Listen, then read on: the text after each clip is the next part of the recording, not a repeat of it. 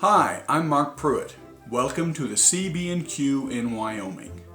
Today is December 3rd, 2020, and this is layout update number 13. Normally when I do these update videos, I run from the beginning of the month to the end of the month. This time, because I worked on several different projects, I'm going to go through each project at a time, so we'll kind of rewind through the month 2 or 3 times.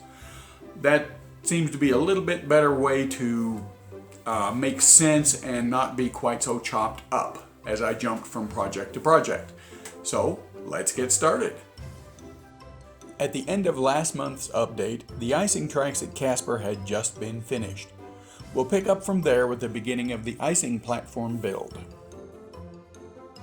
I picked up this Creative Model Associates icing platform kit probably almost 20 years ago at a long forgotten train show. Finally, it's time to build it.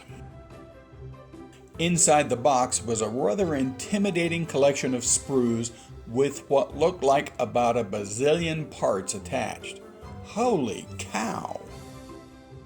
The kit builds a 36-inch long icing platform which is supported by a total of 25 frames. Each frame consists of a base and a 2-piece truss post assembly. So that's 50 of these sprue sets plus 6 platform sections that are needed to build the basic structure. So on the 12th of the month I got started. But before we proceed, let's stop and take a look at a couple of prototype Burlington platforms to see what we're going for. This is the Burlington icing platform in Lincoln, Nebraska. You can see the distinctive Nebraska Capitol building in the far background. Note the lack of a roof on the platform. The poles support a string of lights for working at night. This platform services reefers on both sides. I don't know where this platform is located. You can see similarities to the Lincoln platform though. Again, no roof. As it turns out, few, if any, of Burlington's platforms had roofs. Also, here you see poles that support a string of lights. There are some differences as well. This is a one-sided platform. Also, the track that the ice moves along in the center of the platform is wooden at this location, while it appears to be metal in Lincoln. The platform surface boards run lengthwise here, but run from side to side in Lincoln. The support frames in the kits include a molded-on roof support truss, but since I want the finished model to be closer to the Burlington prototypes, I simply sniffed off the roof trusses. The poles and remaining part of the horizontal truss will make very good light support poles. Here's the very first support frame assembled and ready to go. A few hours later, I had the first of the 6 platform structural sections assembled. A couple days later, I had the next section assembled as well. I carefully glued them together and then put them on the layout just to see how they'd look. Not bad so far. Unfortunately, there's a small error in the kit I didn't catch that results in a misalignment between sections. I'll show how that comes out in a minute. I mentioned in the last update that I was going to build a 6-foot platform, so I would need 2 of these 36-inch kits to complete the entire structure. I was on the verge of ordering a second kit from Tishi Train Group, who took over the CMA product line some years ago, when I was digging through a box looking for something else, and lo and behold, I found I already had a second kit. I'd completely forgotten about buying it. Oh, great.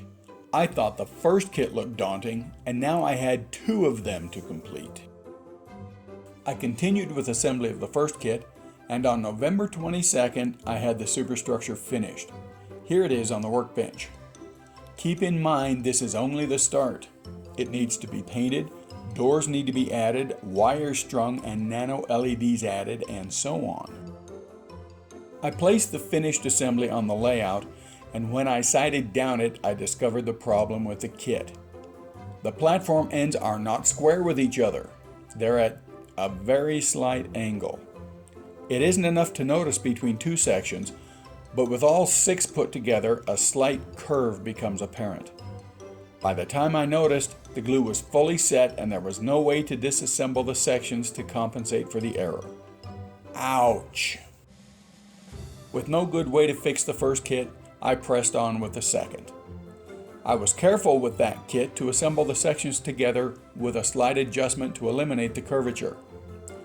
By November 29th, 5 of the 6 platforms in the second kit were done and placed temporarily on the layout. Not looking too bad overall. November 30th, I finished the last platform on the second kit and put it in place on the layout. Here's the result. That slight curve in the first kit notwithstanding, I think it looks okay to this point. And from the usual viewing angle, the curve won't even be visible. The next step is to paint this part of the kit. It will be a weathered white with the platform deck mostly just weathered wood with the paint mostly worn off. I hope I'll be able to show you that next month. Now let's rewind back to the beginning of the month and look at the beginnings of scenery on the CNW line that runs on the narrow deck above Casper. The first thing I did was put wax paper over the backdrop to protect it and painter's tape on the track to shield it from the mess that was coming. I mixed up a batch of celluclay and added a yellowish earth tone latex paint to try to tint it towards the dirt color in the photos to the right of the mixing cup. The paint came from a sample bottle I got at Menards. Based on how much I've used, that sample bottle is going to last a very long time. I used celluclay simply because that's what the store had. If they'd had Sculptamold, I probably would have used that instead. After mixing the paint into the celluclay, the color wasn't quite right. I added a bit of darker brown acrylic paint to the mix to see what that would do. I'm just winging it here. I've never done this before. Mixing in the second color didn't match the dirt in the photo, but it got a bit closer. I decided it was good enough. When I add dirt over the celluclay base on the layout, I can get closer. In hindsight, maybe I could have mixed in a drop or two of India ink to gray out the mixture a bit, but I didn't think of it at the time. Okay, time to apply it to the layout. I took a deep breath, grabbed a heaping glob of celluclay in a plastic teaspoon, and plopped it onto the layout. Still not really knowing what I was doing, I spread this glob out along the right-of-way next to the track. First I tried the spoon, and that didn't work so well. Then I used my fingers, which worked better. Finally I went to a palette knife, and that, combined with my fingers, gave me the control I was looking for. More or less. 20 minutes or so of work and I was done with that first batch of celluclay. Here's the result. It's not real terrible. Next steps will tell us if this works okay or not. By the 18th, I finished several more batches of celluclay and applied them. The grooves on the left side of the tracks represent tire tracks of work trucks in the mud. They're a bit too uneven right now, and actually some of them are almost 6 scale feet deep. But once the area is smoothed out a bit and a top layer of dirt added, I think they'll look fine. I hope they'll look fine. I stopped working on the scenery to do other things through most of the rest of the month. Then I came back to this late in the month, scraping off some of the higher points using a narrow-bladed putty knife. Boy, when that celluclay is dry, it is really hard. And now let's rewind back to earlier in the month again, when I started installing the last of the tracks in the east end of Casper Yard. This is a multi-industry track that comes all the way past the icing facility and curves around to an industry at the end of the classification tracks. This track was laid about the 22nd of November. Here's an overall view of this track. It serves a total of 4 industries. At the very end, I planned for it to serve Schultz Walter Company Grocer's Warehouse, a real industry in Casper in the 1930s. In fact, all of the industries I'm about to talk about were real industries in Casper at that time. The next spot back is the unloading dock for ice for the ice house. Casper had a separate large building for storing ice and apparently transferred ice from there to the smaller ice house adjacent to the platform as needed. Now we come to the team track. Almost every town had one of these. This is a simple industry, just a raised platform to access railcar decks. And finally, right near the turnout to the icing platform is Natrona County Transfer, Storage, and Fuel. Kind of an odd combination, don't you think? It apparently provided fuel to customers around town. At the time, probably some fuel oil, but mostly coal. It also had a storage warehouse and some sort of cargo transfer facility, perhaps transferring cargo from rail cars to trucks and the occasional wagon. This will handle quite a variety of car types. Towards the end of the month, I began laying out the east end of the yard in some detail, adding approximate locations of roads and whatnot. At that point, I realized I had a big chunk of wasted space at the curve in the siding. The solution was to move Rocky Mountain Drilling, which was an oil drilling outfit, to the end of the spur where I had placed the grocer, and put Rocky Mountain Drilling's large pipe storage yard adjacent to their shop at the curve in the siding. The grocer went elsewhere. This is the rough layout of the area near the ice house, which will be just across the dirt road from the pipe yard.